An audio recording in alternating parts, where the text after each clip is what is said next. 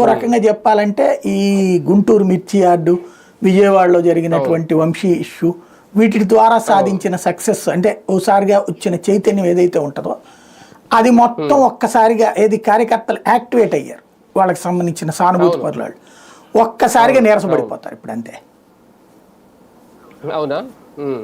నీరసపడిపోతారు, ఇంకా యాక్టివ్ అవుతారు. నీరసపడతారు. యాక్టివ్ ఎప్పుడు అవుతారు? సభలో కూర్చుంటే మొత్తం ఎలకుండా లేరు, వచ్చారు అట్టారు సభలో కూర్చుని దాంట్లో మాట్లాడేటప్పుడు వీళ్ళు ఏదన్నా అన్నప్పుడు దాని మీద వీళ్ళు క్వశ్చన్ చేయగలుగుతారు. కానీ టాపిక్ ఏమి లేకుండా మా వాడు వచ్చాడు పోయాడు సిద్ధడు అద్దంకి వచ్చినట్టు అంటే ఏంటి ఉపయోగం?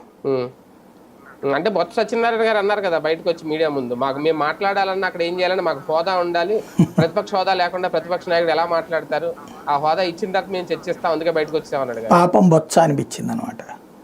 ప్రజలు వేయాలి కానీ వాళ్ళని అడుక్కోవడం ఏంది, డిమాండ్ చేయడం ఏంది నాకు అర్థం కాల. ప్రజలు నీకు ఇవ్వాలా, అది నీ కర్మ అంతేనా? మరి వాళ్ళని ఎందుకంటావు నువ్వు? అది